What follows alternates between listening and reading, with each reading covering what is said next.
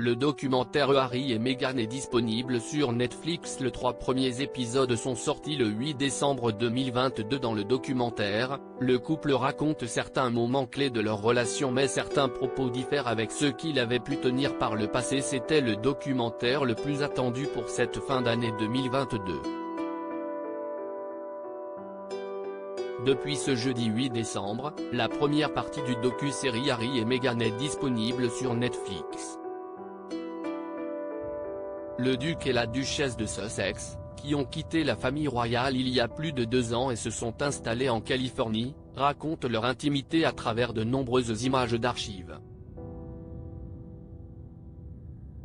Ils reviennent notamment sur les grandes étapes de leur histoire d'amour, même si certains propos ont tout de même interpellé les plus fins observateurs, qui ont pointé du doigt des incohérences par rapport à ce qu'il avait pu dire par le passé. Si est pas exemple le cas de l'histoire de leur premier rendez-vous, et de la façon dont Harry a fait sa demande. Dans le documentaire, le duc de Sussex affirme en effet avoir rencontré la duchesse sur Instagram. Or, comme l'ont noté nos confrères du Sun, le fils du roi Charles III avait auparavant affirmé qu'ils s'étaient rencontrés lors d'un rendez-vous à l'aveugle.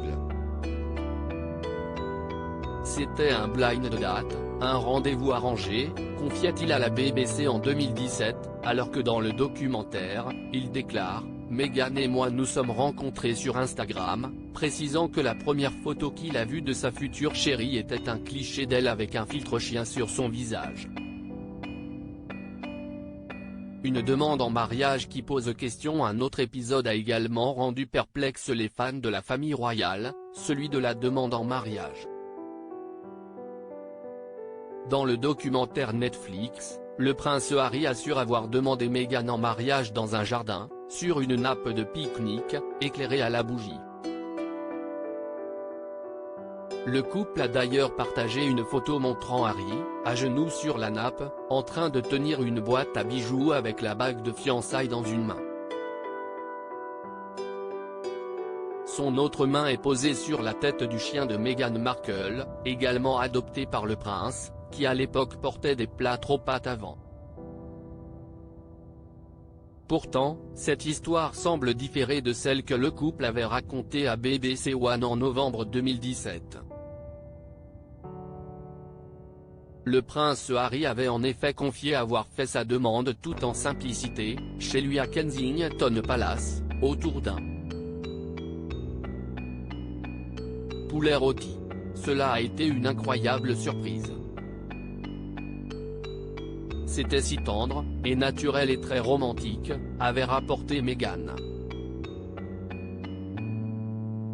Et Harry de préciser, elle ne m'a même pas laissé finir et a dit est-ce que je peux dire oui? Puis il y a eu des câlins et j'avais la bague à la main. J'étais genre puis-je te donner la bague? Elle, oh oui, la bague. Ça a été un très joli moment. Rien que nous deux.